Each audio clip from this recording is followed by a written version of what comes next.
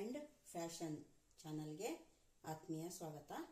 ನಾನಿವತ್ತು ಎಲೆ ಹರಿವೆ ಅಂದರೆ ನೋಡಿ ಈ ಥರದ ಸೊಪ್ಪು. ಇದು ಹರಿವೆ ಸೊಪ್ಪಲ್ಲ, ಸ್ವಲ್ಪ ಎತ್ತರದ ಗಿಡದಲ್ಲಿ ಈ ಥರ ಸೊಪ್ಪಾಗಿರುತ್ತೆ. ಇದು ತೋಟ ಗದ್ದೆ ಅಲ್ಲೆಲ್ಲ ಜಾಸ್ತಿ, ಮಲೆನಾಡಲ್ಲಿ ಎಲ್ಲ ಕಡೆನೂ ಸಿಗುತ್ತೆ. ಆ ಕಡೆ ಎಲ್ಲ ಹೊರಗಡೆ ಎಲ್ಲ ನನಗೆ ಹೇಗೆ ಗೊತ್ತಿಲ್ಲ. ಇದು ಸಾಧಾರಣವಾಗಿ ಇದೆಲ್ಲ ಕಡೆನೂ ಇರುತ್ತೆ. ನೀರಿದ್ದಲ್ಲಿ, ನೀರಿನ ಪಸೆ ಇದ್ದಲ್ಲಿ ಅಲ್ಲೆಲ್ಲ ಬೆಳೆಯುತ್ತೆ ಗಿಡ. ಇದು ನೋಡಿ, ಇದು ಈ ಥರದ ಎಲೆ. ಇದ್ರದ್ದು ತಂಬುಳಿ ಮಾಡೋದು ಹೇಗೆ ಅಂತ ನಾನು ನಿಮಗೆ ಕಲಿಸ್ತೀನಿ. ಇದು ಎಲೆ ಹರಿವೆ ಅಂತ ಕರಿತೀವಿ ನಾವು. ಈ ಸೊಪ್ಪಿನ ತಂಬುಳಿ ಇದನ್ನು ಮಾಡೋದು ಹೇಗೆ ಅನ್ನೋದನ್ನು ನಾನೀಗ ತೋರಿಸಿಕೊಡ್ತೀನಿ ನೋಡಿ. ಇದನ್ನು ಗಿಡದಿಂದ ಈ ಥರ ತಗೊಂಬರಬೇಕು. ಈ ಥರ ಇದರಲ್ಲಿ ಚೆನ್ನಾಗಿರೋದು ನೋಡಿ ಆರಿಸಿ ತೊಗೊಂಬರ್ಬೇಕು. ನಾನೀಗ ತೊಳ್ಕೊಂಡು ಒಂದ್ಸರಿ ಆರಿಸಿ ಇಟ್ಕೊಂಡಿದ್ದೀನಿ ನೋಡಿ. ಈ ಥರ ಇದನ್ನು ಎಲೆಯನ್ನು ಬಿಡಿಸ್ಬೇಕು. ಇದನ್ನು ಮೊದಲನೇದಾಗಿ ಎಲ್ಲವನ್ನು ಬಿಡಿಸ್ಕೊಂಡು ಈ ಥರ ಒಂದು ಬಾಣಲೆ ಇಟ್ಕೊಂಡು ಆ ಬಾಣಲೆಗೆ ಸೊಪ್ಪನ್ನು ತೆಗೆದು ಹಾಕಬೇಕು. ಇದು ಬರೋದಿಲ್ಲ, ಈ ಥರ ಈ ದಂಟು ಏನಿದೆಯಾ ಇದು ಬರೋದಿಲ್ಲ. ಇದರೊಳಗೆ ಬರೀ ಸೊಪ್ಪನ್ನು ನಾವು ತೆಗಿಬೇಕು. ಮೊದಲೇ ನೋಡಿಟ್ಕೊಬೇಕು, ಯಾವ್ದಾದ್ರು ಹಾಳಾದರೆ ಇದು ಬರೋದಿಲ್ಲ. ಅದನ್ನೆಲ್ಲ ನೋಡಿಕೊಂಡು ಚೆನ್ನಾಗಿ ಮಾಡಿ ತೊಳೆದು ಇಟ್ಕೊಬೇಕು. ನಾನು ಇದನ್ನೆಲ್ಲ ಚೆಂದ ಮಾಡಿ ತೆಗೆದು ಬೆಳೆದಿದ್ದನ್ನೆಲ್ಲ ತೆಗೆದಿಟ್ಟಿದ್ದೀನಿ. ಒಳ್ಳೊಳ್ಳೆ ಸೊಪ್ಪನ್ನೇ ನೋಡಿ ಇಟ್ಕೊಂಡಿದ್ದೀನಿ. ಇದನ್ನು ಈ ಥರ ಬಿಡಿಸೋದು ಸುಲಭ. ಇದೆ ಈ ಥರ ಬಿಡಿಸಿದ್ರೆ ಸರಿ. ಇದರೊಳಗೆ ಹಾಳಿರುತ್ತೆ. ಆಮೇಲೆ ಈ ಹಿಂದ್ಗಡೆ ಹುಳ ಇರುತ್ತವೆ, ಅದು ಮೊಟ್ಟೆ ಇಟ್ಕೊಂಡಿರುತ್ತೆ ಹುಳ. ಅದನ್ನೆಲ್ಲ ನಾವು ಫಸ್ಟೇ ನೋಡಿಕೊಂಡು ತೆಕ್ಕೊಂಬಿಡ್ಬೇಕೆಲ್ಲ ಎಲೆನೂ. ಚೆನ್ನಾಗಿರೋದನ್ನೇ ನೋಡಿ ನಾವು ಇಟ್ಕೊಂಡ್ರೆ ಈ ಥರ ನಾವು ಬೇಕಾದಾಗ ಇದನ್ನು ತಂಬುಳಿ ಮಾಡಲಿಕ್ಕೆ ಅನುಕೂಲ ಆಗುತ್ತೆ. 2 ದಿನ ಇರುತ್ತೆ ಈ ಥರ ಸೊಪ್ಪನ್ನು ಇಟ್ಕೊಂಡ್ರೆ. ಇದಕ್ಕೆ ಕೆಲವರು ವಿಟಮಿನ್ ಸೊಪ್ಪು ಅಂತ ಕರೀತಾರೆ. ಇದು ವಿಟಮಿನ್ ಸೊಪ್ಪು ಇದಲ್ಲ, ಅದು ಬೇರೆ ಇದೆ, ನಾನು ತೋರಿಸ್ತೀನಿ ಮತ್ತೆ. ಇದು ಎಲೆ ಹರಿವೆ ಕುಡಿ ಅಂತ. ಇದು ತಂಬುಳಿ ಮಾಡೋಕ್ಕೆ ತುಂಬ ಚೆನ್ನಾಗಿರುತ್ತೆ, ತುಂಬ ರುಚಿ ಇರುತ್ತೆ. ಈ ಥರ ನಾವು ಇದನ್ನು ನೋಡಿ ಸೊಪ್ಪನ್ನು ಬಿಡಿಸಿ ಇಟ್ಕೊಂಡಿದ್ದೀವಿ. ಈಗ ನಾವು ಒಲೆ ಹಚ್ಚಿ ಇದನ್ನು ಬಾಣಲೆಯನ್ನು ಇಟ್ಟು ಇದನ್ನು ಹುರಿಬೇಕು. ಇಲ್ದಿದ್ರೆ ಹಸ್ಕು ಒಂಥರ ಹಸ್ಕು ವಾಸನೆ ಆಗುತ್ತೆ, ಹಸಿ ವಾಸನೆ ಆಗುತ್ತೆ. ಹಾಗಾಗಿ ಇದನ್ನು ಒಂಚೂರು ನಾವು ಹುರಿಬೇಕು.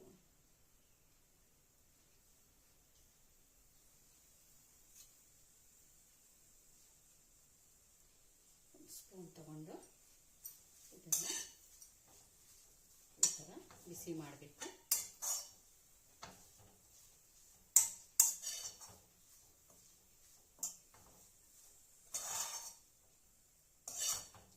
ಹೆಚ್ಚಿಗೆ ಹೊತ್ತು ಬೇಕಾಗಲ್ಲ, ಯಾಕಂದರೆ ಇದು ಸೊಪ್ಪಾಗಿರೋದ್ರಿಂದ ಹೊತ್ತು ಹುರಿಯೋದು ಬೇಡ. ಇದು ಬೇಗ ಬಿಸಿ ಆಗಿಬಿಡುತ್ತೆ.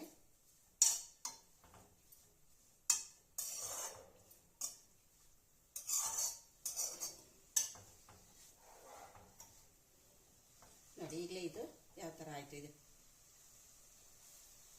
ಸೊಪ್ಪು ಒಂದೇ ಶಾಖಕ್ಕೆ ಇದು ಬಿಸಿ ಆಗಿಬಿಡುತ್ತೆ.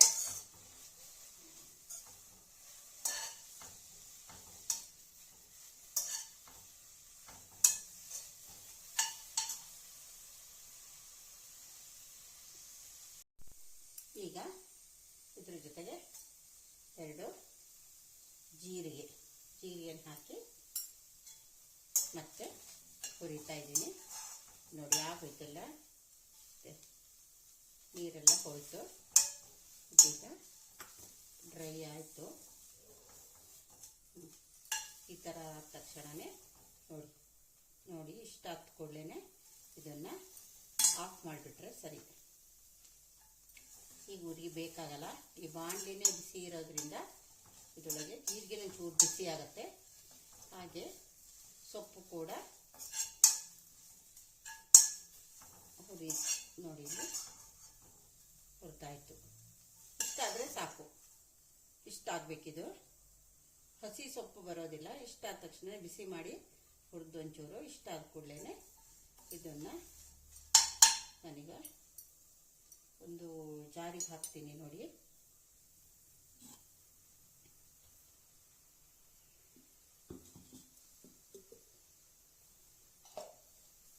ಈ ಸೊಪ್ಪನ್ನು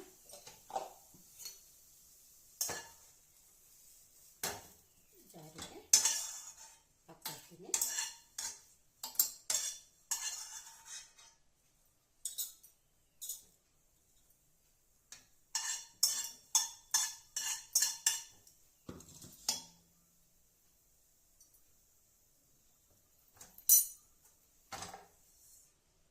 ಇಷ್ಟು ಹಾಕ್ಕೊಂಡೆ, ಜೀರಿಗೆ ಸಹಿತ ಎಲ್ಲವನ್ನು ಹಾಕ್ಕೊಂಡೆ.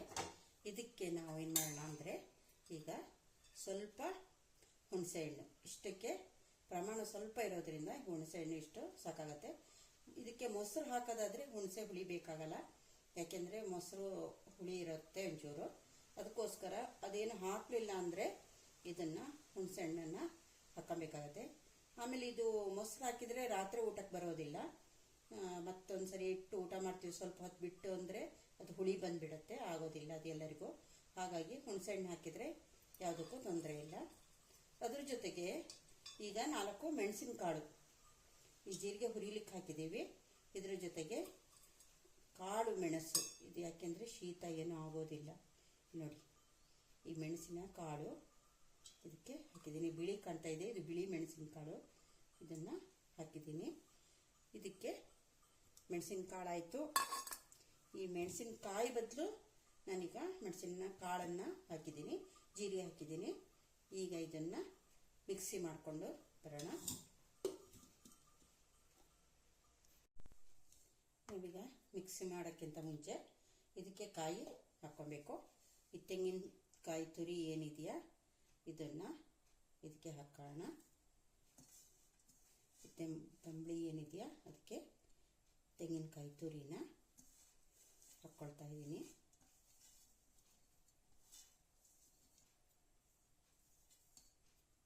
ನೋಡಿದ್ರಲ್ಲ, ತೆಂಗಿನಕಾಯಿ ತುರಿನೂ ಹಾಕಿದೆ.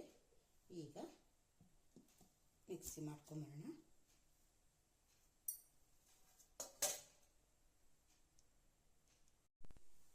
ನೋಡಿ, ಜಾರಿಗೆ ಹಾಕ್ಕೊಂಬಂದೆ. ಇದು ಈ ಥರ ಆಯಿತು, ಕಾಣಿಸ್ತಾ ಇರ್ಬೋದು. ಇದನ್ನೀಗ ಒಂದು ಪಾತ್ರೆಗೆ ಹಾಕ್ಕೊಂಬೇಡೋಣ. ಹೀಗೆ ಇದನ್ನು ನಾವು ಎಲೆ ಕರಿಬೇಕುಡಿ ತಂಬಳಿ ಅಂತ ಕರಿತೀವಿ. ಇನ್ನೊಂದ್ಸರಿ ಇದು ಮಾಡೋದು ಹೇಗೆ ಅಂದರೆ, ಸೊಪ್ಪನ್ನು ಹುರಿದು ಇಟ್ಕೊಳ್ಳೋದು. ಹುರಿದು ಅದ್ರ ಜೊತೆಗೆ ಕಾಯಿ ತುರಿ, ಮೆಣಸಿನಕಾಳು, ಜೀರಿಗೆ ಒಂಚೂರು ಸೊಪ್ಪು ಜೊತೆಗೆ ಹುರಿದು ಇದು ಜಾರಿಗೆ ಹಾಕ್ಕೊಳ್ಳೋದು. ಆಮೇಲೆ ಉಪ್ಪು ಅದ್ರ ಜೊತೆಗೆ ಹಾಕ್ಕೊಂಡು ಒಂಚೂರು ಹುಣಸೆಹಣ್ಣು, ಮೊಸರು ಹಾಕೋದಾದರೆ ಹುಣಸೆಹಣ್ಣು ಬೇಡ, ಇಲ್ಲ ಅಂದರೆ ಒಂಚೂರು ಹುಣಸೆಹಣ್ಣು ಹಾಕಿಟ್ಕೊಳ್ಳಿ. ಆಮೇಲೆ ಇಷ್ಟ ಆದಮೇಲೆ ಇದನ್ನು